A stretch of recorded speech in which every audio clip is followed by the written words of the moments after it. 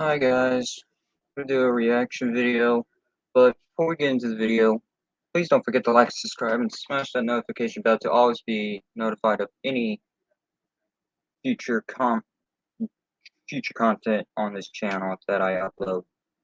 We'll be reacting to Llama Arts 2017 Compilation. These are some animated horror stories animated by Llama Arts. Um, I'll leave a link to the original video in the comments below. Well, I mean, the description down below, sorry. Um, um, these are like some animated horror stories that the audio that he's using is from Mr. Nightmare, but they're just animated versions of Mr. Nightmare's videos. This thing's from 2017. Anyways, let's get into the reaction.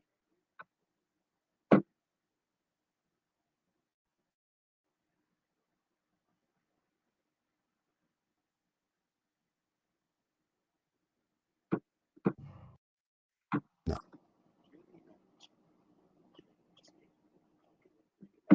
And I'm a photographer. My name is Ethan, and I'm a photographer. I took a trip last year with my wife to the Colorado mountains for an art project. My wife is also an avid skier, so she talked me into adding skiing into the trip. We had the option to book a room at a ski resort or rent out a private log cabin. The second one seemed more romantic, so I picked that one. Plus, it didn't hurt that it was cheaper. The cabin was nothing luxurious or anything. It was a single floor, 4-room little thing. A 2-person bedroom, a small living room, a kitchen, and a bathroom. It may have been small, but the actual idea of being secluded in a warm log cabin during a blizzard was amazing. It's not that bad However, of the a storm cabin, I was must interfering say. with the cable signal, so we didn't have much to do this one particular evening. It was just starting to get dark out at this point, but there was still a decent amount of light outside, so I thought it would be perfect for getting a few shots and videos in the blizzard for backgrounds and wallpapers. I told my wife I'd be back within 10 minutes and slipped on my boots and coat. The moment I stepped outside and shut the door, I noticed footsteps leading up to the door in the snow that had blown under the wooden awning. I could see the prints doubled, as whoever left them there turned and went the opposite direction. I was freaked the fuck out, but I wasn't about to go inside and scare my wife. Of I course the hell decided to you give in wouldn't. to my curiosity Like, and hell followed the no. prints to the right side of the cabin. Keep your mouth shut. Right away, I noticed that they led to the bedroom window. Never My heart mind. froze in Tell fear your when I wife. saw this. Or at least try to tell her. I could see my wife sitting on the bed using her iPad. She noticed. Here's what you do in this situation when you find footprints outside your house that are not yours, and they lead to your window where y'all sleeping and your wife's there and you see her. Number one, you keep exploring, but you be very cautious about it because you never know. This I'm 16, so I think I can say this. You never know if the son of a bitch is off in the damn woods. He's looking at you. He's like, I'm going to stab you or something. Or he's like, or the other option, he's either like, I'm going to watch you so I can plan my attack on you. Don't know how I'm going to do it, but I will do it. Either way, when you see footprints outside in the snow, in the middle of a blizzard, and they kind of leap past your window where they can see you, that's a raise for concern. That's a hell no in my book. I'm like, I would still continue, but we do not do investigation. But when someone looks at your window and you're supposed to be alone with your wife or your family friend at that point, or whoever you're with, whether it's your wife or your friend or something, y'all just having fun down there and all that, it's still a raise for concern when you find that outside and you know that ain't yours, or you haven't been outside. So either way, just it's a raise for concern. Let's continue the video. Me, and I waved. She laughed. I continued to follow the footprints around the cabin to the other side. They led to the living room window on the other side. Someone was stalking us, but how long ago was the question? I found myself standing there for a good minute asking myself if I should follow the footprints anymore. For whatever reason, I decided I would. They were now leading away from the cabin. I knew I was following the prints to where this person was going, not coming from, simply by the boot marks. I followed the prints away from the opening and into the trees. That was where I saw him. A man wearing a black coat facing a tree, slouched down looking at the ground. He was still as a statue, and I could see the snow piling up on his hood and shoulders. I froze in my Oh, tracks, trying hell not to to the make a no. sound.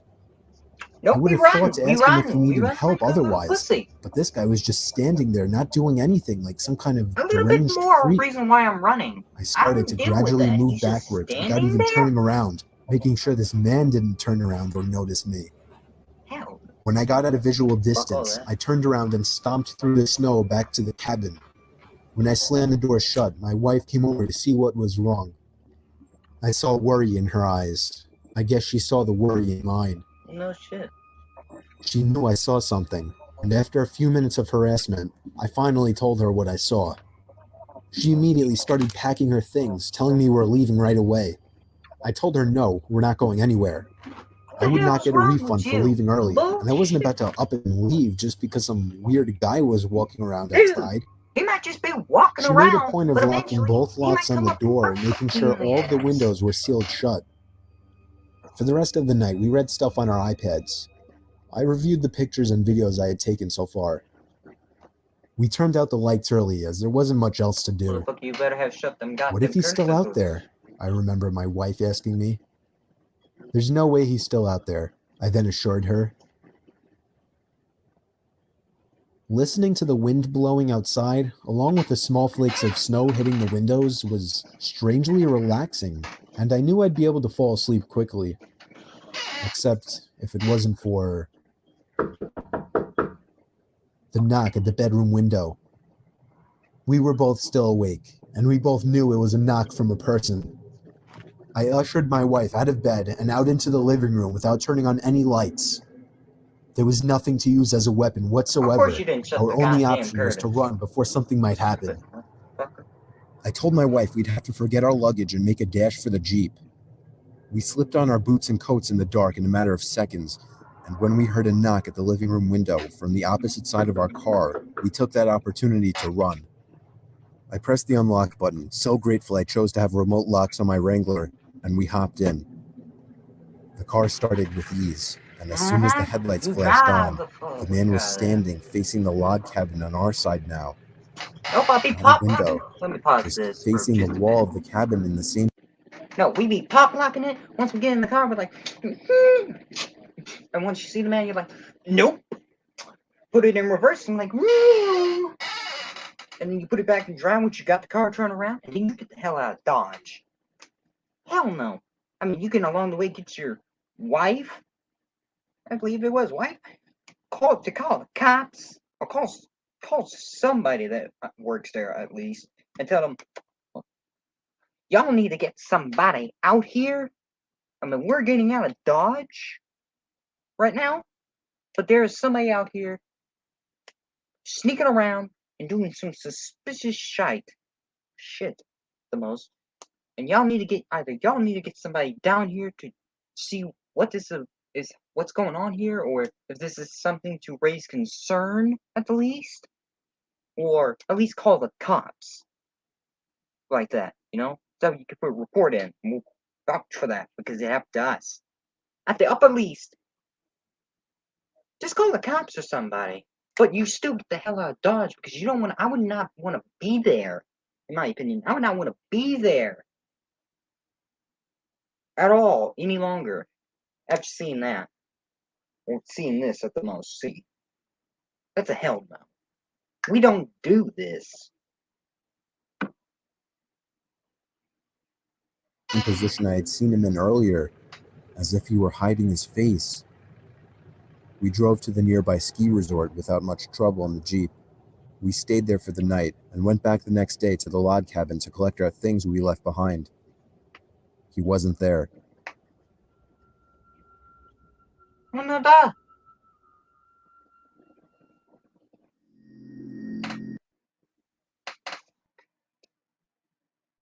This is Webflow. Meet the design tool from the future. The most powerful visual coding tool, coupled with the most intuitive visual CMS that supports any custom content structure. Sorry about that, guys. I'm 27 years old. I live alone in a rural town in Virginia, about 2 blocks away from my parents. My parents are both in their 60s, and my mom has become a very worrisome woman in her old age. Ano da? Sometimes she walks over uninvited and lets herself in, since I had regrettably given her a key, which can get a bit annoying. Like if I would be out really late on weekends at a bar or with women, I would sometimes come home to my mom sitting in the living room waiting, worried sick. I know you may just think, oh my god, that's crazy, why not just put your foot down and tell her to stop? Well, because you don't know my mom.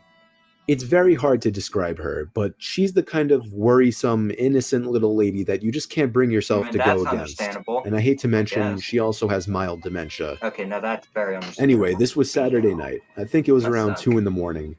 I was at a nearby never club full, with a but group of damn. college friends, really the only place to hang out in this boring town, and I was getting ready Looks to like head one of home. the two of them I said goodbye to all twins. my friends and walked the 3 blocks it took to get back to my house.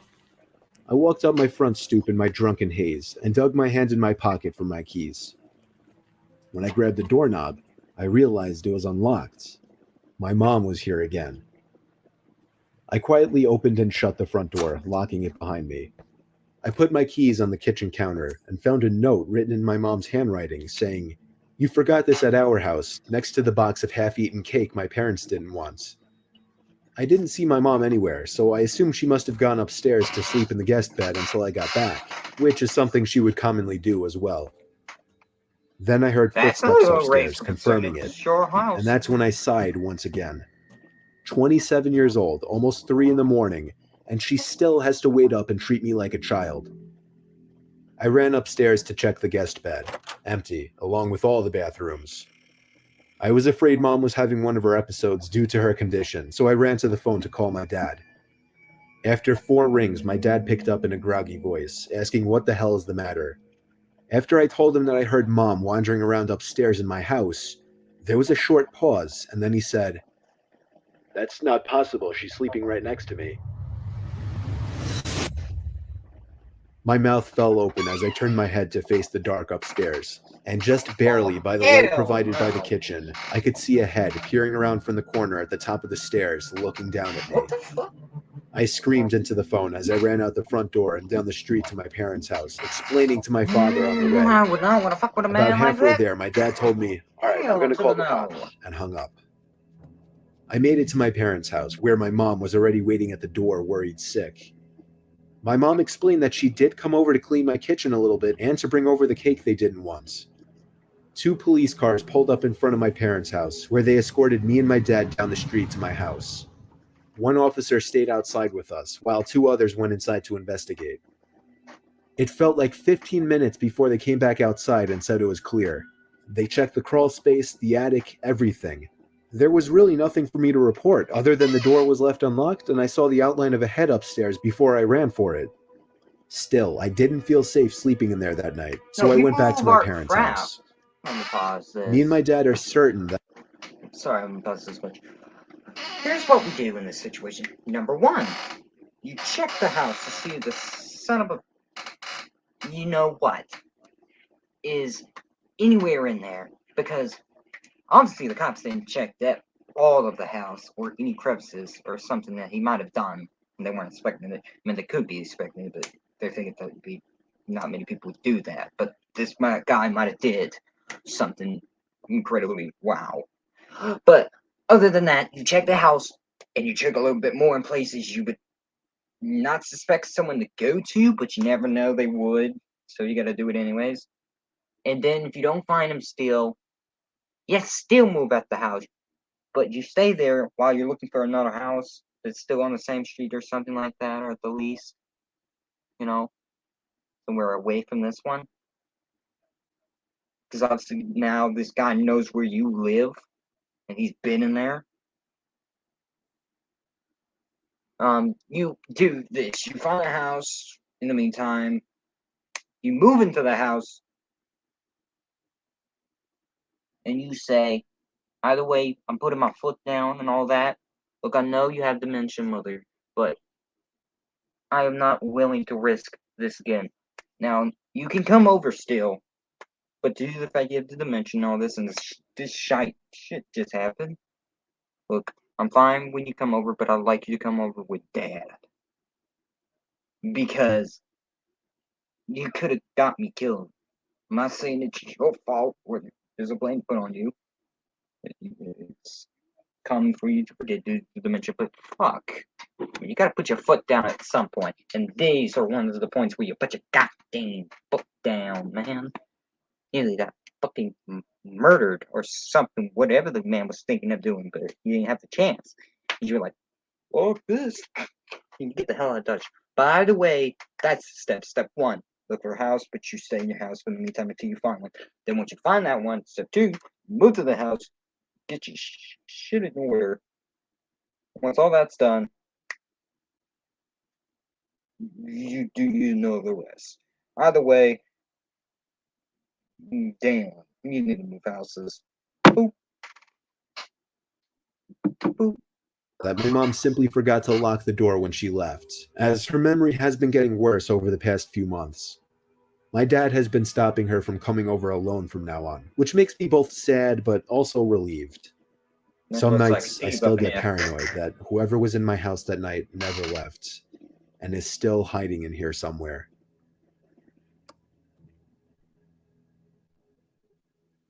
Hell to the no.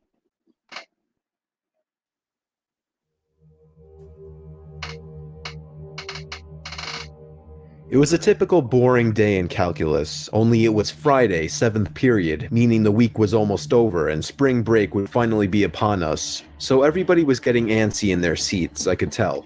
Hey, We didn't spring have a break. test that day like a lot of my friends did with their other teachers, so our teacher in the middle of class just decided to start playing games with us on Sporkle.com. He was a very laid-back teacher like that. As we were doing some brand logo quiz on Sporkle, I remember the exact moment it happened.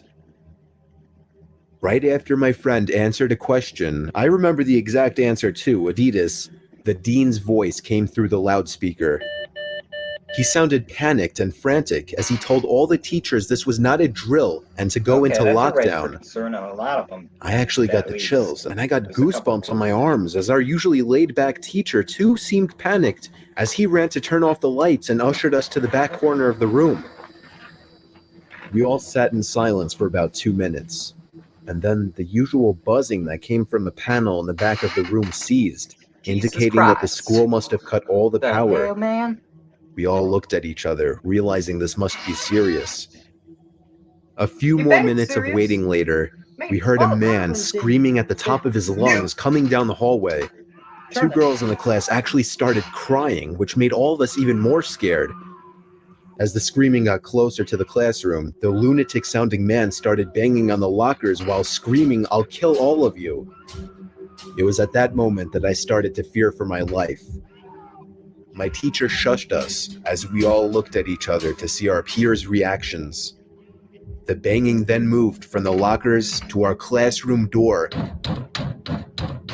And that's when one of the crying girls screamed no. Oh, hell no. The banging on the door only grew worse Look, I know- as the man started screaming, "Open up." Look, I know a couple things. I know you have the ever read to scream. But scream once the man is gone? You do not scream no, woman. Oh, man, who the hell would be screaming? You don't scream no at the top of your lungs. That's how you kill us all. Now he knows you're in there. Stupid fuck. Luke, without concern, I'm sorry, but this is my response. You take that person and you knock them out. Never do it to a woman. Never do that. But if you must, get another woman to do it so it doesn't make you look like a douche or that you don't respect women. Look, and they would all know why. You knock her out, or you slap her and tell her, "Shut the hell up. You're gonna get us murdered." No, he already knows we're in here. But the least you gotta do is shut your mouth, please. With all the kindness in your heart, shut the hell up. This is a real life situation, woman. Or man. Whatever. We're basically be mugged. Or murdered, or whatever this man is planning on doing to our lives.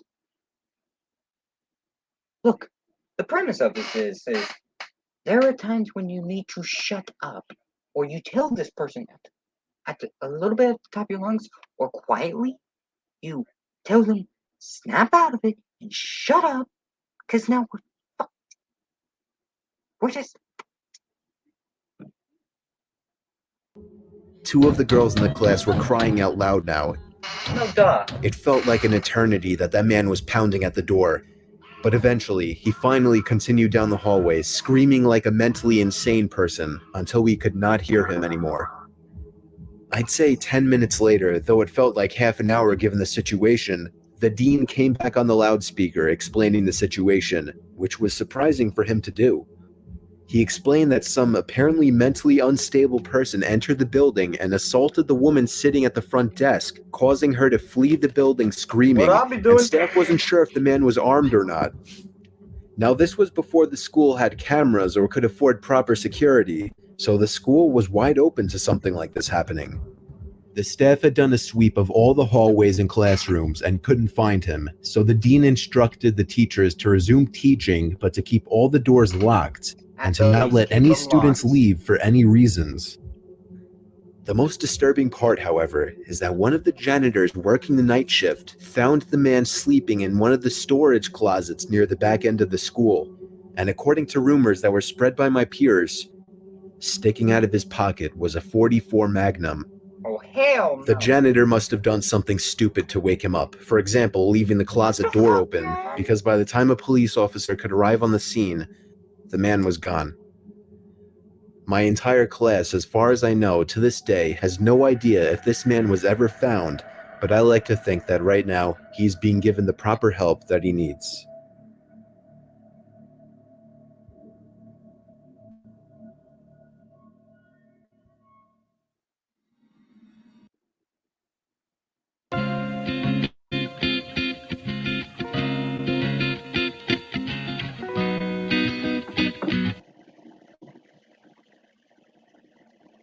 This will be the last story we do. We might do a part 2 to this.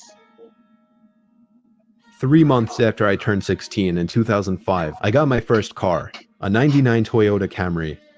On a warm Saturday night, when my friend Alex invited me over to one of his friend's big parties, I knew I wouldn't be in a condition to drive the Camry home afterward. So we carpooled with Alex's girlfriend, Brianna. We lived in the countryside of Virginia, meaning less big parties. Meaning when there was a big party, it was a huge deal and everyone would go. We lived about 5 to 10 minutes away from this kid's house. I knew where he lived as I was acquainted with him, but not exactly friends. The whole ride there, we took the same 2-lane highway type road through the woods, and this kid's house was actually on this road further down. Really? At certain points on this road, there were a few houses on either side, and then it would just go back to being a long, empty highway again. The house was tiny, like a lot of houses around the area, but the party was held outside anyways, since its closest neighbors were relatively far away, and noise wasn't an issue. I'll skip most of the party up until the point that Brianna, who was supposed to be our designated driver, had to suddenly leave for a small family emergency. Alex said it was fine and that we'd find a ride home. Well, fast forward another few hours and another few drinks, and I could barely even walk straight. I checked my watch, and it was like 2 in the morning. I figured it was time to go. I started looking for Alex, but I couldn't find him anywhere. In fact, it seemed like everybody I knew had already left. I could barely even think straight, but I was still furious at the fact that Alex could have actually left without me. I asked to use the party host's phone and dialed Alex's home number. After 2 tries, I gave up and then realized I shouldn't wake his family up. Call your parents. Literally not knowing what else to do, I dizzily stepped out onto the road and began walking back home. I knew this walk would take anywhere from half an hour to an hour in my condition. Maybe after 15 minutes of walking down the road, the slight shine of car headlights on the road was fading in from behind me. Jumping for joy inside, I lifted No. up my arm and stuck out my thumb. What the fuck? As the car neared, it slowed down and came to a stop right next to me. We don't The do man driving the hitchhiking, 98 Ford mate. Explorer rolled down the window and asked where you headed. I told him my house was just down the road and beyond a right turn, probably slurring my words beyond comprehension. He chuckled and told me to hop in. I thanked him and That's a little joyously creepy. hopped into I the must truck. say, really, very I was creepy. exhausted, and I remember That's a completely hell no disregarding in my things the guy was book. asking me because I was so close to just passing out. And that's what happened. The memories of being in that truck turned to a fog as I'm sure I passed out.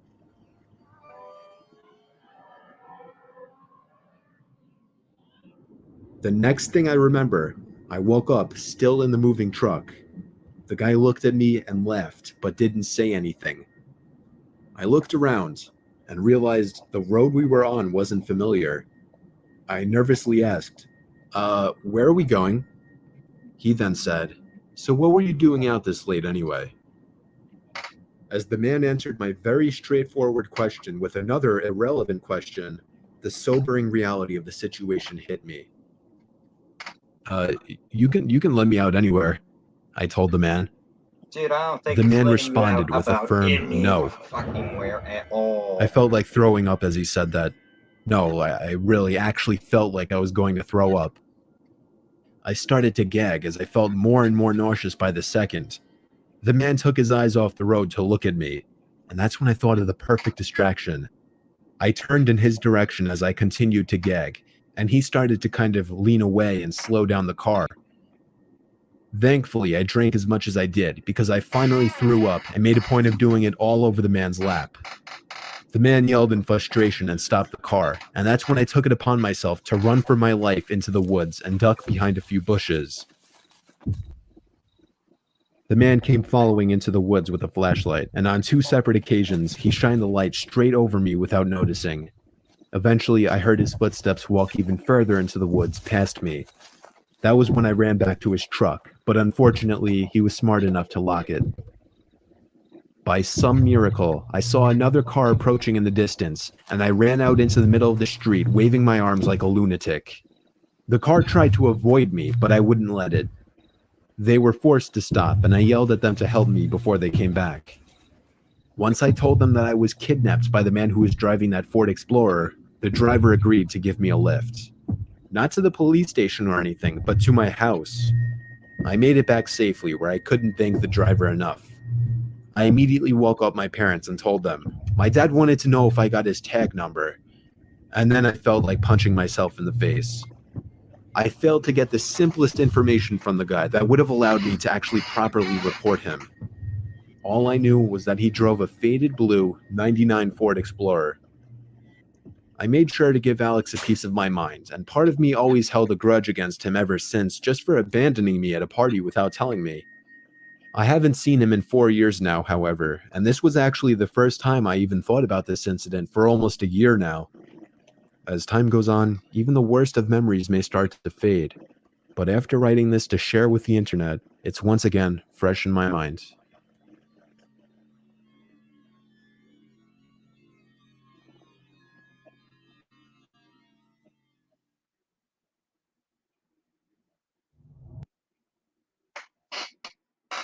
Yeah, then that's it for this video, guys. So, thank